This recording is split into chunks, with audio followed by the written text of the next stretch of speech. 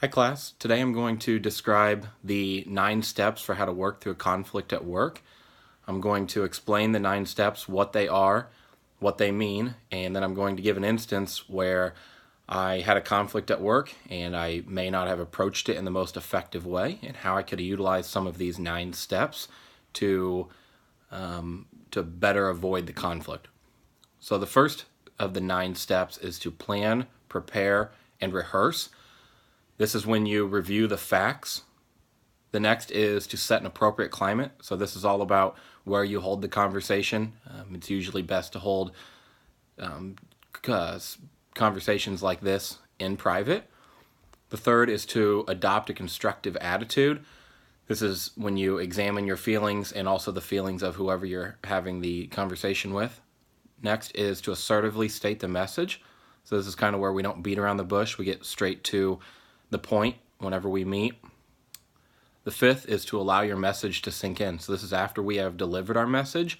We don't try to over elaborate. We just let the other person kind of replay the conversation in their mind and come to their own conclusions.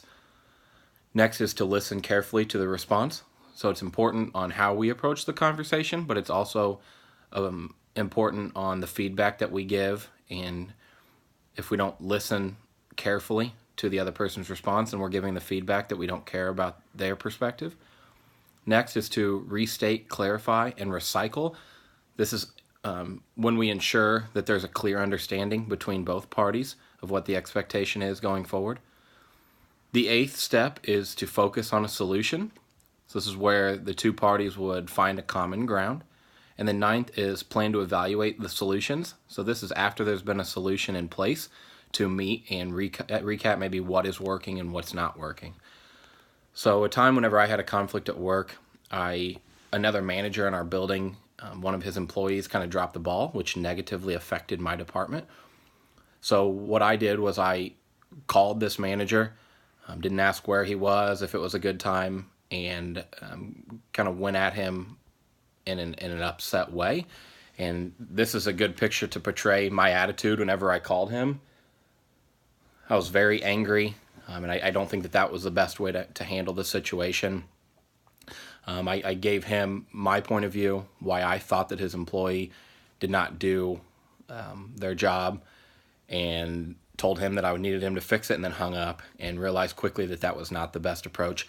Had I used some of these 9 steps, I could have more effectively gotten my message across, and both him and I would have been able to align better. So I think one of the first things that I could have done is the first of the 9 steps, which is to plan, prepare, and rehearse. I think that I should have calmed down and cooled down my emotions a little bit before I made the phone call.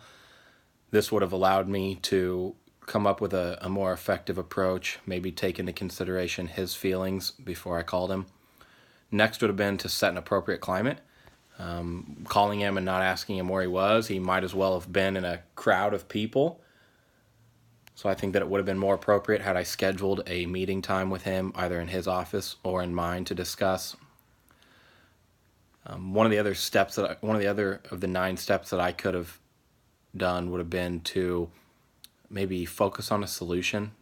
Him and I bounce ideas off of each other and align on a solution together, find some common ground.